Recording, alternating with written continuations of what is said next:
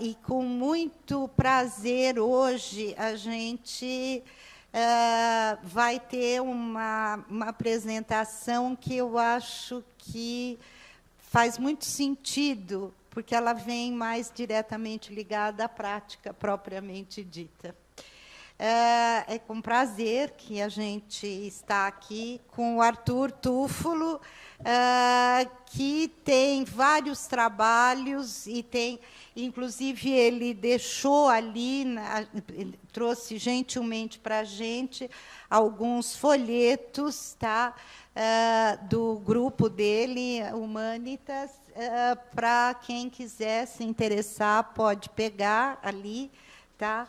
E a palestra dele vai ser Fenomenologia aplicada na concepção do manejo clínico do acompanhamento terapêutico, o chamado AT. É uma grande honra poder estar aqui e a ideia é abrir um diálogo, uma comunicação, porque, de cara, a atitude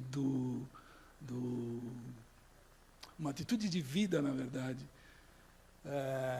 de um acompanhante terapêutico, o chamado AT, o chamado acompanhante terapêutico, é um trabalho em rede, é um trabalho de equipe, é um trabalho de colaboratividade. Me surpreendeu um pouco o título de Laboratório de Fenomenologia, porque, de cara, quando a gente pensa em laboratório, assim, mais comumente, mais diretamente, a gente pensa em algo mais que seria ligado, em princípio, mais à metodologia de trabalho das ciências naturais, e não a metodologia de trabalho de um fenomenólogo.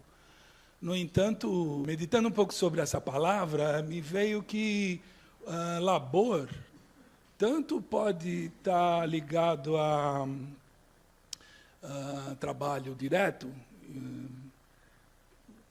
e aí eu fico pensando mais em tripalium mesmo, né? Aquele instrumento de tortura, né? Trabalho vem de tripalium, que é uma haste cruzada que amarra-se seres humanos para torturar.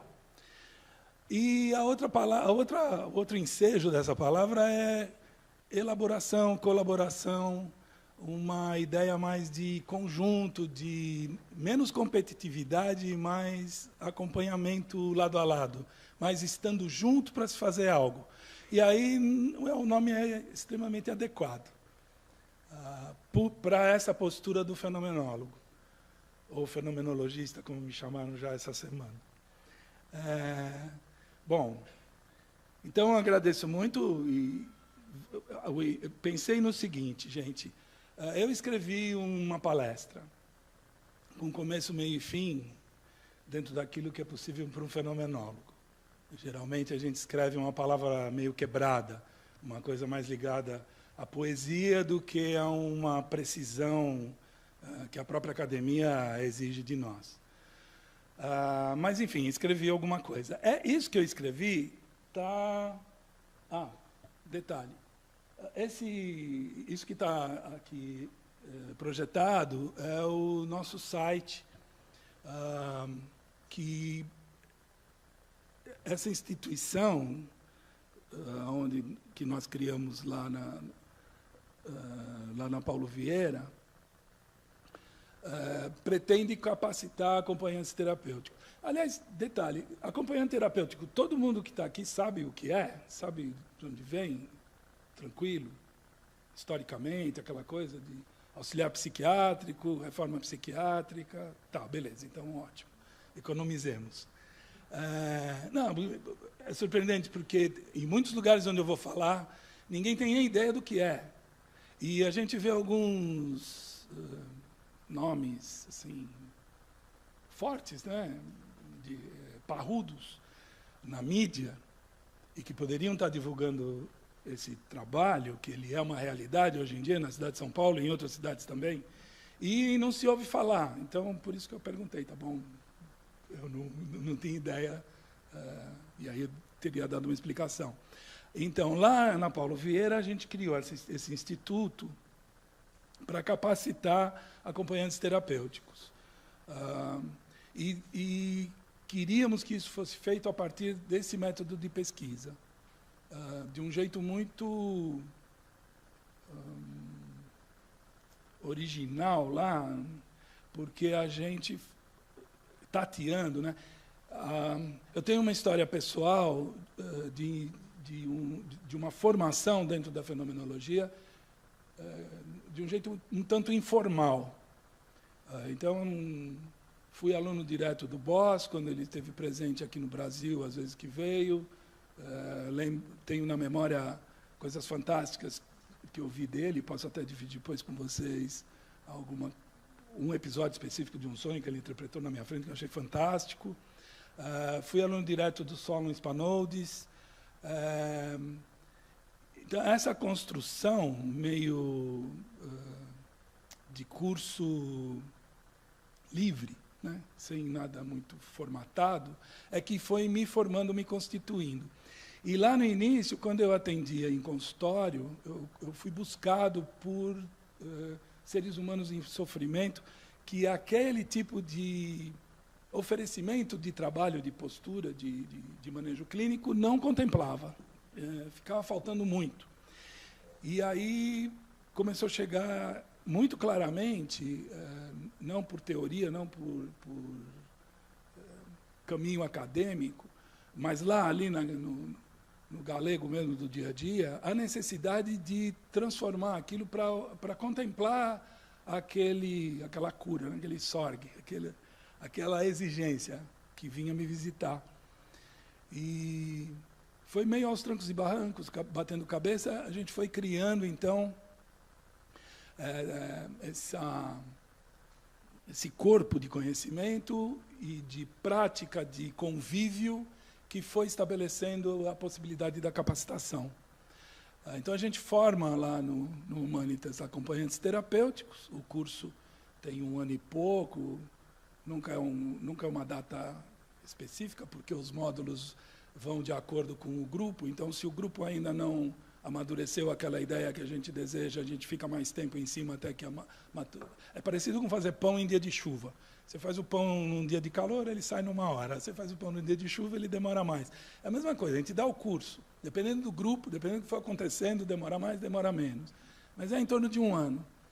Depois disso, são 2 anos, aí é mais específico, porque como a gente trabalha com parceria ou com o CAPES, então, o pessoal do ambulatório longitudinal da Unifesp, ou no Vila São Paulo, que é um residencial, uma moradia assistida, o CISNE, que é uma moradia assistida, e hospital dia também. Então, a gente tem que se adaptar também com o perímetro, né, com o limite que a instituição dá.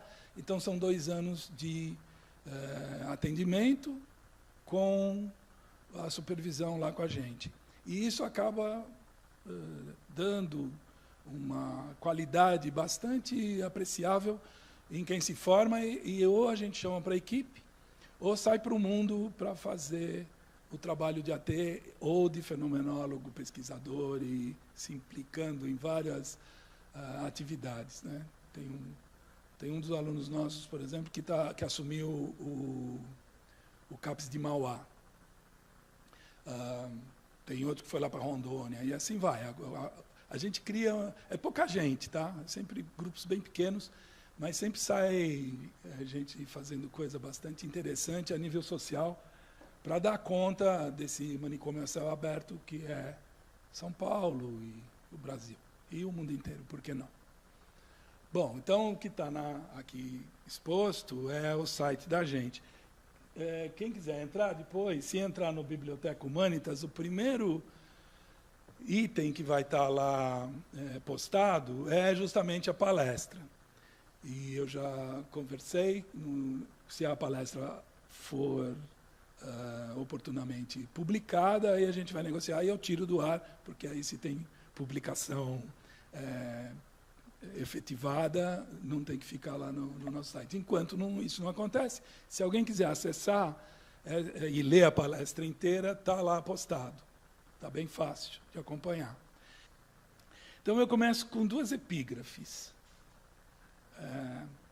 A primeira epígrafe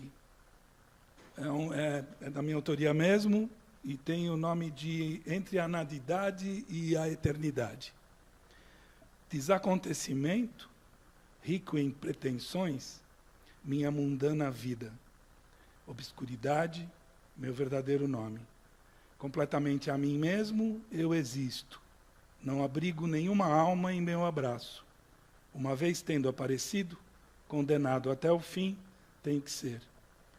Todo sozinho, sou um susto de luz entre a nadidade e a eternidade. A epígrafe tem a intenção de começar a provocar um clima. Epígrafe 2 é um... Então, não sei direito. A primeira vez que eu entrei em contato com esse pequeno texto foi num livro sobre Meister Eckhart, do qual o Heidegger era leitor, e que foi condenado na Inquisição. Me chamou a atenção o título da condenação dele, por querer saber mais do que convinha. Talvez seja uma sina dos fenomenólogos. Não que o Meister Eckhart fosse mas enfim. E não é dele essa epígrafe, ou esse... Então, tem gente que fala que é uma poesia de origem desconhecida, sem autor conhecido, de tradição oral, e tem gente que fala que é um provérbio indiano, tá bom? A poesia vai assim: Deus dorme nas pedras, respira nas plantas, sonha nos animais e desperta nos homens. Tirando Deus da história, para não complicar, né? A gente pode pensar no Heidegger em ser, enfim, mas ele instiga bastante essa preparação desse clima. Bom, aí vai assim, ó. Aplicar a metodologia fenomenológica para a orientação de atitudes e procedimentos de um ser humano, que pode ser um acompanhante terapêutico ou um pesquisador de qualquer área, em suas investigações ou em seu manejo clínico de cuidador, representa um grande desafio. Lá no Humanitas, a gente prega muito isso, né? Essa situação de se tornar um investigador se apoiando na fenomenologia como atitude de pesquisa, não é algo que fica restrito a um período do seu dia, do dia dessa pessoa. Ou ele vive dessa forma, ou então não faz sentido nenhum.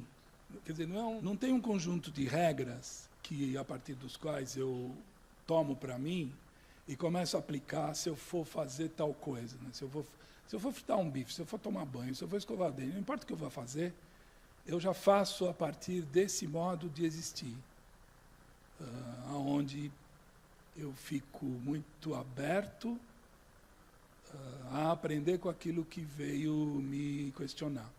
Há pouco tempo passou um filme, O Abraço da Serpente. Era um filme colombiano, se eu não me engano. Em 1920, um alemão vem procurar um xamã na Amazônia para se curar de uma doença específica que na Europa não estava encontrando. E em 1940, 45, um americano, lendo o diário de viagem desse alemão, vem procurar o mesmo xamã. Então, é interessante porque o xamã está jovem, né, lá no início da vida dele, 20 e poucos anos, e depois, 25 anos depois, o mesmo xamã. Tá. E tem uma hora que o americano está remando na piroga, carregando um monte de bagagem, e ele espalha água para todo lado, e o barco não sai do lugar, e o índio dá uma dura nele. Pô, você não sabe remar, né? Você está espalhando água. E o americano fala, mas você não me ensinou como rema. Você é o mestre, é o que sabe, nasceu remando. Então, se você me ensina, eu consigo melhorar aqui meu desempenho. E o índio fala para ele, mas ninguém me ensinou também. Quem me ensinou a remar foi o rio. Então, se interaja aí com o rio, quem sabe ele consegue te dar, né, a medida. Então, o difícil na hora de se dialogar para capacitar alguém que está chegando para estudar e aprender como vai lidar, no caso específico, esses seres humanos que estão em sofrimento, né, e que estão num sofrimento tal, quer dizer, sofrimento todo mundo está, né? Primeira grande e nobre verdade do Shakyamuni, né, do Buda Shakyamuni, que a primeira palestra que ele dá, o primeiro ensinamento, segundo o budismo, é as 4 grandes nobres verdades. E a primeira, né, 40 anos de meditação, 7 anos embaixo da árvore de Bodhi, aquela, não sei se alguém sabe dessa história. O Hermann Hesse ganhou o prêmio Nobel, né, contando a história dele. Então, a primeira grande verdade é: o sofrimento existe. Eu fiquei pensando comigo, né, nossa, não precisei meditar, fazer nada disso para saber isso também. Um fenomenólogo sabe isso. Ele existe e ele deve ser combatido, porém não eliminado.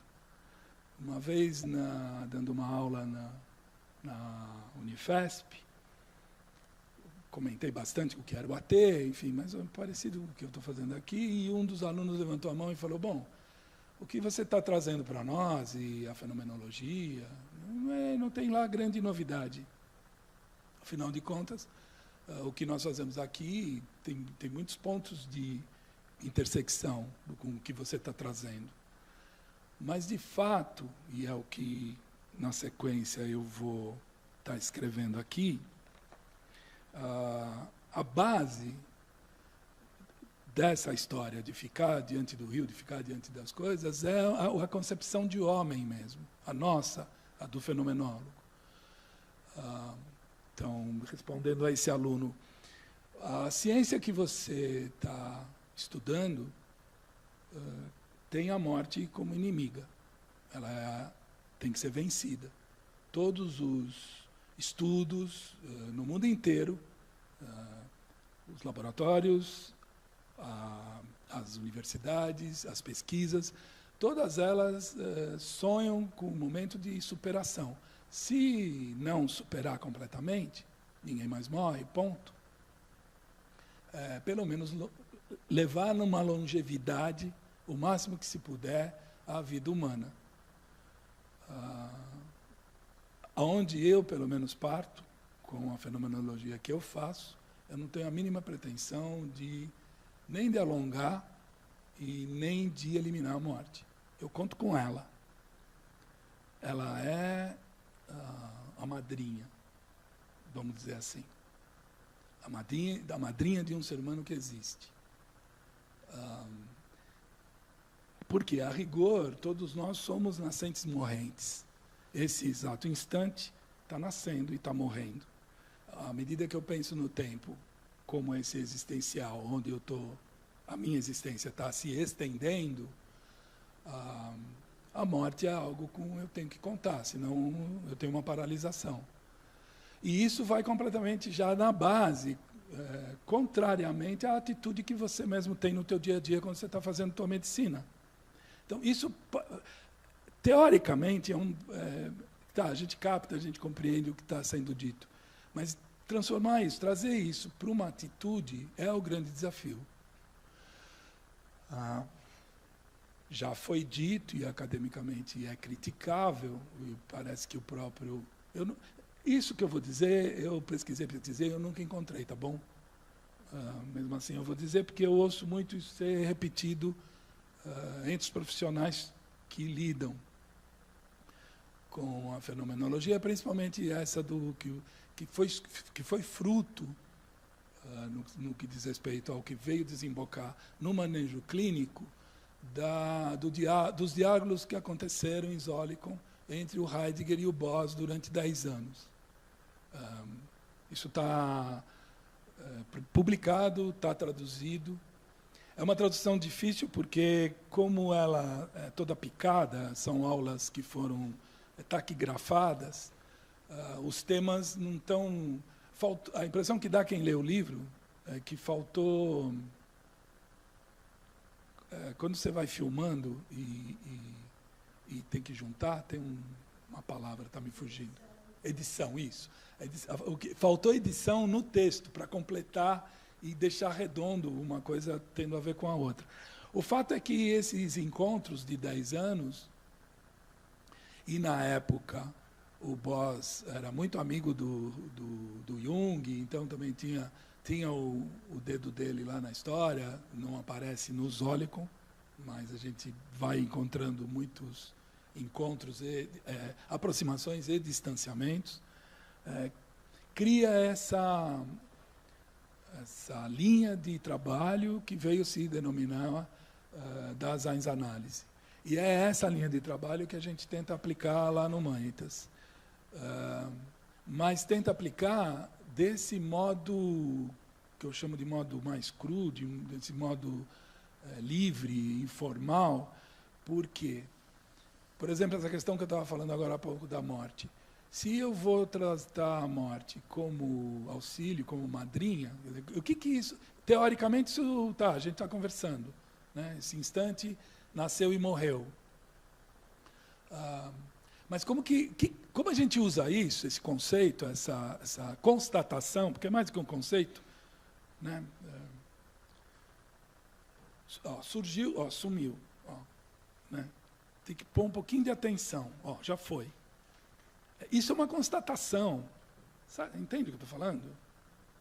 Esse instante, essa instantaneidade. E, a rigor, a vida humana só se dá na instantaneidade. Daqui a 10 minutos vai ser igual não, mas vai ser isso. Quando eu estiver dormindo hoje à noite, vai ser isso. Quando eu estiver acordando amanhã, vai ser isso. Esse conceito de preceder a si mesmo, que está lá em Ser e Tempo. Né? Só porque a existência se dá precedendo a si própria, é que eu posso dizer que eu vou dormir à noite. E nessa hora que eu estou dizendo que vou dormir à noite, eu estou já trazendo eu dormindo, a minha possibilidade de dormir, que já está agora aqui comigo.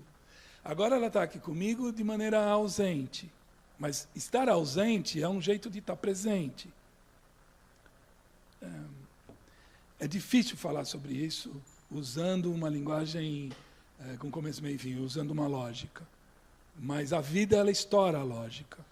Então, se eu sei disso, se eu vou conseguindo integrar isso no meu modo de pensar, no meu modo de andar, no meu modo de agir, eu vou conseguir atender utilizando todo o conhecimento que já foi elaborado desses anos todos, a partir desse encontro. E não é a partir do encontro, né? Não é que naquele encontro de 10 anos surgiu algo inédito. Na verdade, ali tem uma retomada do que se pretende que tenha existido. A gente não estava lá para saber, ninguém filmou, mas a gente tem uma referência do que acontecia na Grécia,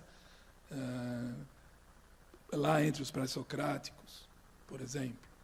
Então, é um conhecimento que tem uma linha histórica, mas que desemboca e ele é formatado para ser aplicado na hora de se tratar com uma existência que adoeceu, e no caso, adoecimento, é só e única e exclusivamente referido a uma perda de liberdade. Então, isso é uma coisa também fundamental. Não existem doenças, existem doentes. Todo mundo já ouviu essa frase 500 milhões de vezes, imagino.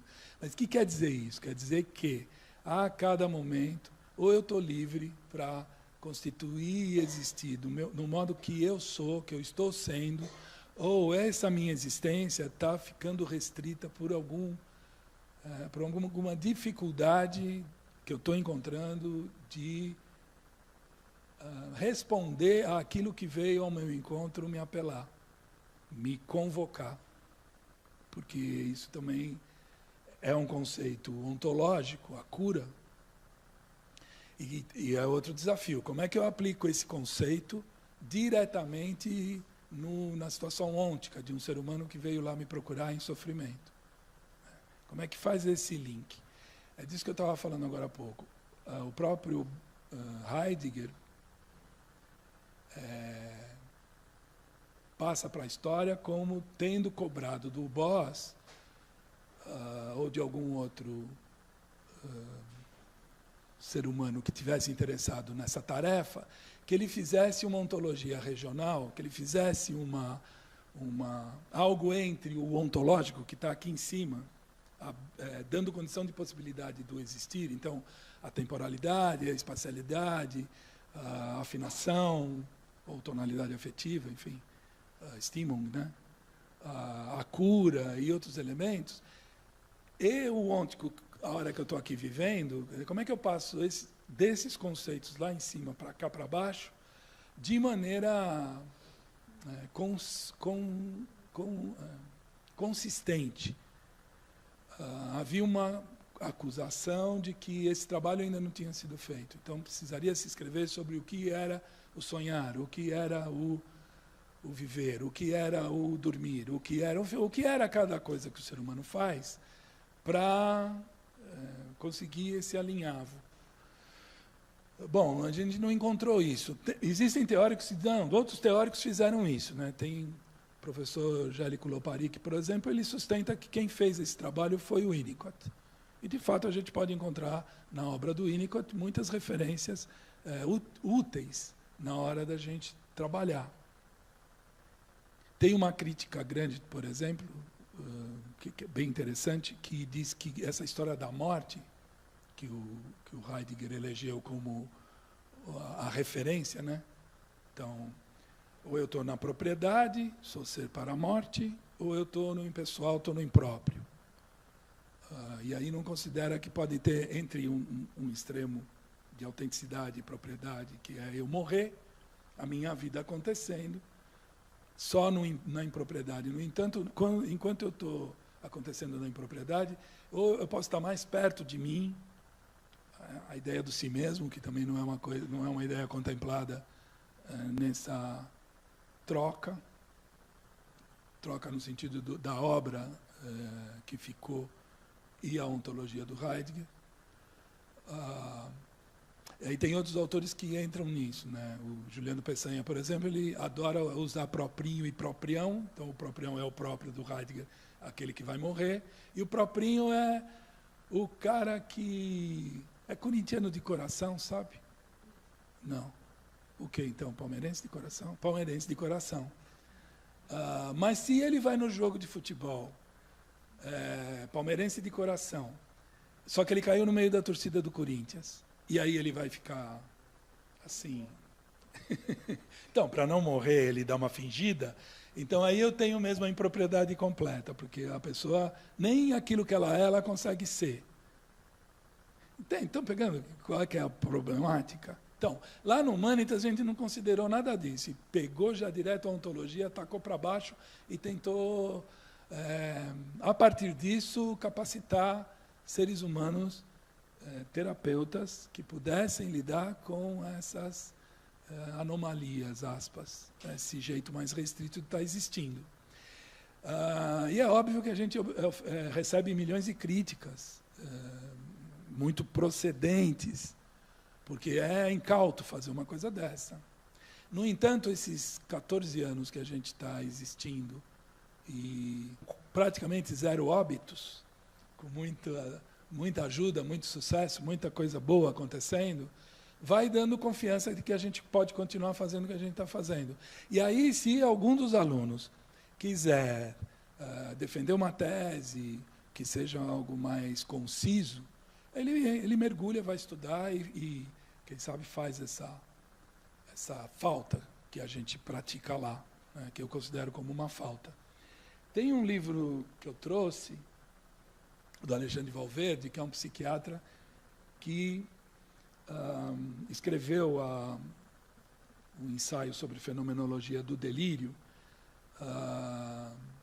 e ele fez isso também, né? Então, tem aqui uma obra acadêmica, defendeu lá na Sorbonne, e virou livro, chama Ruptura, Solidão e Desordem. Foi editado pela Unifesp, editora Unifesp. Ele faz isso, ele pega a ontologia direta e joga, né? Tem uma curiosidade, por exemplo, sobre Le Guin. logos, né? Fenomenólogo, né? Phenomena, que dá origem também a janela, né? Fenetre, e Legem.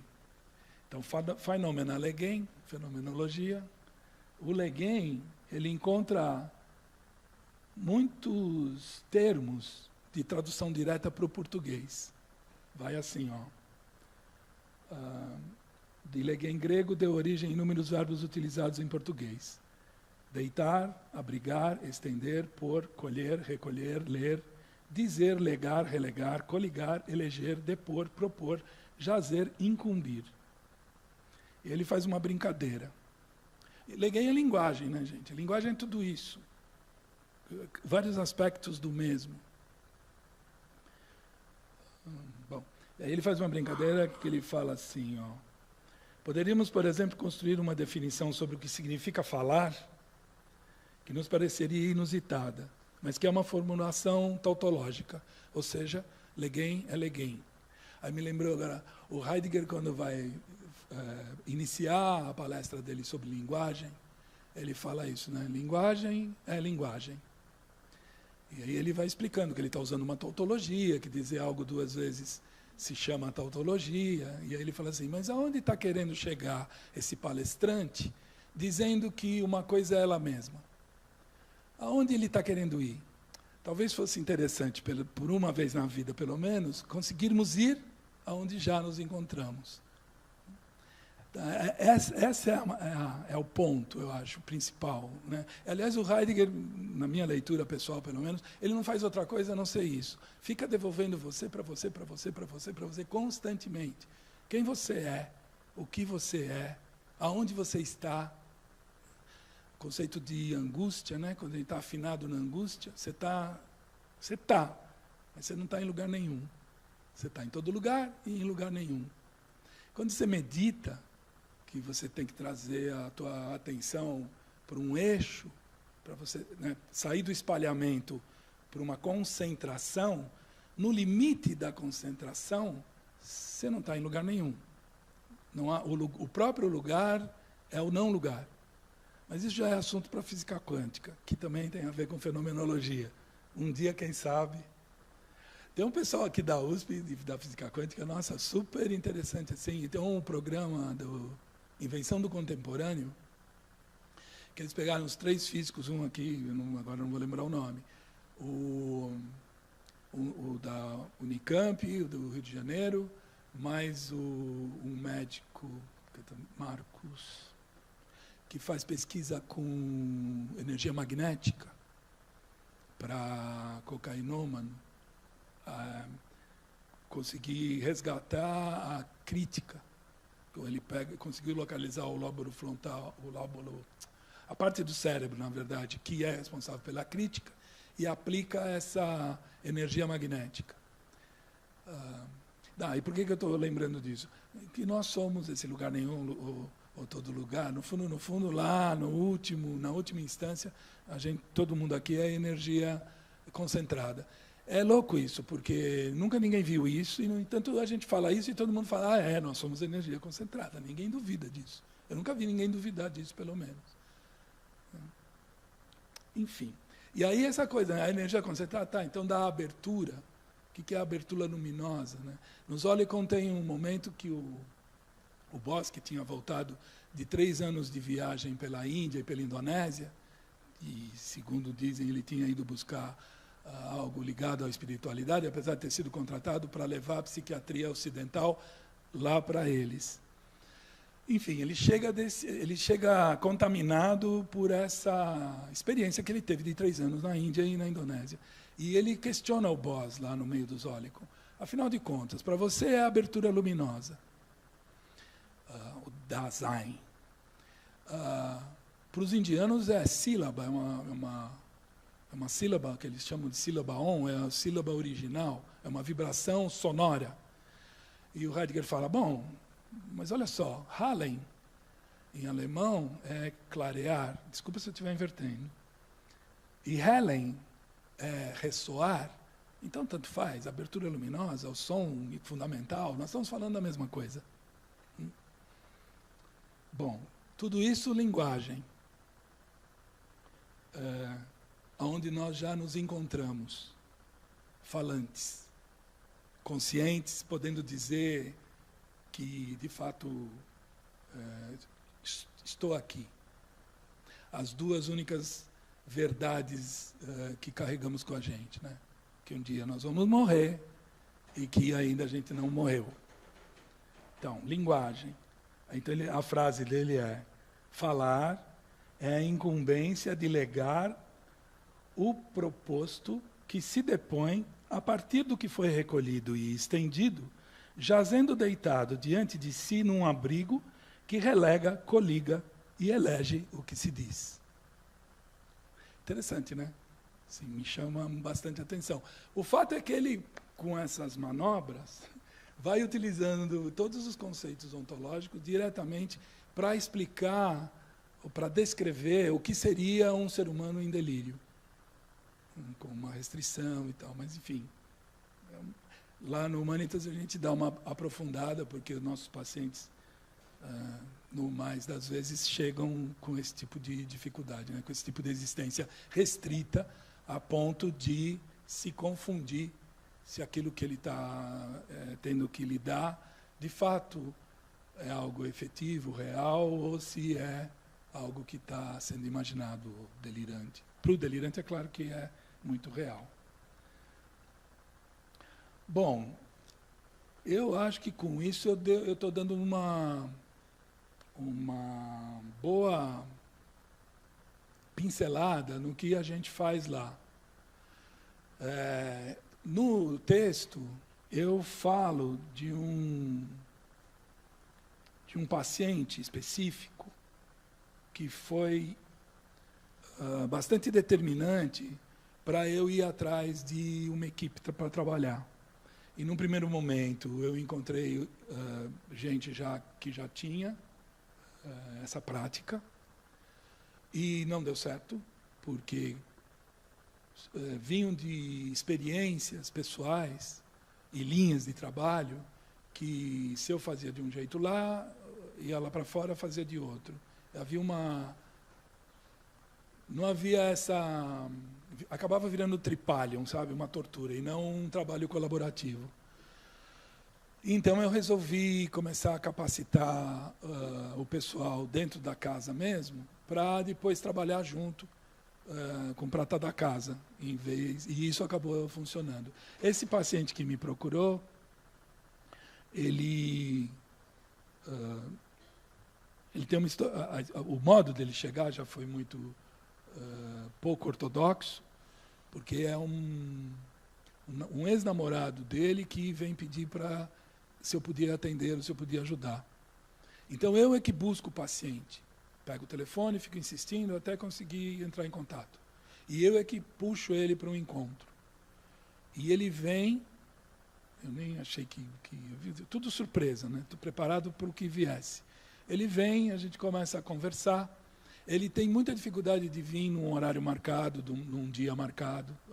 O tempo dele é totalmente diferente do tempo comum de todo mundo. E ele começa a piorar. Se ele veio organizado o suficiente para poder chegar até mim, ele começa a desorganizar. Cada vez mais, cada vez mais, cada vez mais. Perde o emprego que tinha, perde a pensão onde ele dormia, vira um morador de rua. No entanto, ele vinha até o meu consultório 2 vezes por semana. Não no mesmo horário, não na mesma hora. Cada vez mais aleatoriamente, do ponto de vista cronos. Eu mesmo me questiono se eu estava ajudando ele, ou se eu estava ajudando ele a ficar mais adoecido ainda. Mas a impressão que me deu, depois, e assim, né, não estou fazendo isso sozinho, tá? Tem supervisão, pedia pelo amor de Deus, né, supervisão direta, discutia muito o caso. E a impressão que dava, sabe assim, quando a avó da gente falava, quando a gente pegava a cachumba, mas a cachumba não aparecia, aí está incubado, né? E aí surgia finalmente a sintomatologia, dá a impressão que ele chegou incubado. E aí ele sentindo que alguém ia cuidar dele para valer, ele desenvolve mais restrição e mais desorganização. E aí a segunda etapa do tratamento, que é ir atrás de alguém da família que pudesse me ajudar a continuar cuidando dele. Então, encontro a irmã via um telefone de uma loja onde ela trabalhava, falo com ela, ela me dá o telefone dos pais, que moravam numa cidade próxima de São Paulo, entro em contato com esses pais para explicar o que estava acontecendo. Já foi um ano de seca, quem eu era e o que eu estava fazendo com os filhos dele. Trago esses pais e falo, bom, agora vocês ficam aí de plantão, uma hora ele aparece. Porque eu não tinha endereço, eu não sabia onde ele estava. Ele não conseguia mais nem mesmo chegar no horário do abrigo, né, de tomar o sopão e passar a noite num albergue da prefeitura. Nem isso ele conseguia mais. Então ele acaba dando sorte, ele chega e os pais estão lá e a gente consegue, então eu consigo fazer com que os pais o levem e depois fico sabendo que ele teve um atendimento num aparelho do Estado e da Prefeitura, um CAPS, e foi medicado e continuou o tratamento dele agora mais concernido, né? Mas isso me deixou numa situação muito complicada, porque eu falei, bom, eu sozinho e preciso de toda essa movimentação, como se precisa trabalhar em rede, como eu preciso de família, como eu preciso de outros terapeutas, como eu preciso de um psiquiatra, enfim, como eu preciso trabalhar junto com um monte. Um ser humano, uma andorinha aí, nada. E foi a partir disso que, então, eu entrei de cabeça para criar essa equipe. Essa equipe existe. Isso me fez, então, criar essa possibilidade de convivendo nesse dia a dia, e é dia a dia mesmo, né? Me vem agora uma técnica de enfermagem que foi contratada para acompanhar uma pessoa que bebia muito. E essa pessoa, numa tarde, desce com essa técnica de enfermagem, chama o motorista, que ela sempre usava, um taxista, e fala, seu Antônio, o senhor pode me levar, o senhor sabe onde eu quero ir. E a técnica de enfermagem fala, onde a senhora vai? Né? Meio tentando monitorar, porque a gente já estava no caso, tentando dar um auxílio efetivo. Não, se você quiser ir comigo, não tem problema, vamos juntos. E o cara vai para o posto de gasolina, numa loja de conveniência, ela desce, abre a geladeira, lá o freezer, pega uma Absolute, que é uma garrafa de vodka, né, de 1 litro, entra no carro, abre a tampa, vira, quando falta 3 dedos, ela tomba. E a técnica de enfermagem, Arthur, o que eu faço quando acabou de acontecer isso, isso, isso? Então, a supervisão, né, esse trabalho em rede é mesmo efetivo. Você tem que estar disponível a qualquer hora do dia ou da noite, porque para acompanhar esses seres humanos que estão vivendo esse tipo de situação pessoal, exige essa presença, essa qualidade de presença. O Alexandre, nesse livro, chama de logacusia, logiatria e logologia. Ele cria 3 termos novos para falar de uma psicologia engajada, de uma filosofia engajada e de uma psiquiatria engajada. E esse engajamento implica nessa disponibilidade. Claro que você não fica 24 horas vivendo isso 365 dias do ano, mais um motivo para você ter equipe. Porque daí a hora que você sai de férias para dar uma descansada, alguém entra no teu lugar. E aí tem todo um cuidado que precisa mesmo ter de apresentação dessas pessoas, para não chegar... Não é que saiu, né, que nem quando a gente vai para o hospital, chega um enfermeiro, sai, entra outro, sai, entra outro, sai... Você está lá mesmo, você vai aceitando. É muito diferente. Se você vai entrar com outro terapeuta, a família tem que conhecer, tem que ter já um vínculo, tem que ter todo um trabalho. Atualmente tem um paciente que a gente já está vendo, já está prevendo que ele vai precisar morar numa instituição, numa moradia assistida, e pela idade da mãe, e ele vai ficar sendo cuidado pelo irmão, o irmão tem família, enfim. Ele não vai mais morar numa residência da família, ele vai morar numa moradia assistida, provavelmente vai terminar os dias dele lá. E a gente já está prevendo que isso vai acontecer, fazendo todo um trabalho de aproximação e uma experiência que vá dando possibilidade dessa migração acontecer sem grandes problemas, sem grandes traumas. Então, ele começa a visitar essa moradia assistida aos sábados primeiro, depois vai no sábado, vai no domingo, depois vai no sábado, dorme de sábado para domingo e volta para casa. Quando chega a hora dele ir completamente, ele já está lá. Enfim, teriam inúmeros exemplos que eu poderia estar aqui ficar dando para vocês de como é que se dá a aplicação da fenomenologia no dia a dia de um manejo clínico, e o manejo clínico implica em tudo isso que eu estou relatando para vocês, e muito mais. Então, assim, a gente faz embasado num corpo de conhecimento organizado, que no caso é a ontologia do Heidegger, em discussão com o Boss. Todas as outras informações que conversam, que dialogam com isso, a gente toma. Então, é Meister Eckhart, é poesia, é Dharma budista, a gente não tem nenhum problema. Cognitivismo, alguma técnica de instalação de linguagem num autista, para facilitação depois de que a gente utilize e converse. Então, a gente dialoga com todo mundo que é parceiro que vem no espírito de colaboratividade, né? Que não vem para as instituições mesmo. Tem um ditado, né, que corre, pelo menos entre nós: toda instituição padece do mal que ela pretende cuidar. Isso inclui dificuldade de comunicação, competitividade interna, egos, vaidades. Então, nós também somos doentes cuidando desses doentes. Então, como é que a gente supera isso? Eu encontrei na fenomenologia, nesse diálogo do Boss com o Heidegger, nesse diálogo desse corpo de conhecimento com outros conhecimentos estabelecidos, que vêm de vários lugares diferentes, de vários modos de pensar, de várias tradições de pensamento, principalmente do lado oriental. Tem do lado ocidental também, mas tem do lado oriental. No ocidental, tem uma base, até estava comentando com a Henriette agora há pouco, o Carlos Castaneda, que é um antropólogo que fez todo um trabalho, ficou famoso na época que eu era jovem, ele foi capa da Time e tal, a questão do uso de drogas alucinógenas nos rituais religiosos dos xamãs. Como antropólogo, ele faz um estudo bastante sério disso. Depois, que nem o Timothy Leary, que quando recebeu o LSD lá para fazer pesquisa, virou um pesquisador famoso. Aliás, ficou mais famoso se tornando meio guru do que se mantendo na academia, né? O Castaneda também ficou mais famoso como esse cara que revelou os ensinamentos xamânicos do que o trabalho que ele fez na academia. No entanto, ele chegou a ter uma revista acadêmica, um exemplar até traduzido para o português, de novembro de 2008. Essa revista se chama O Caminho do Guerreiro, Leitores do Infinito, Revista de Hermenêutica Aplicada.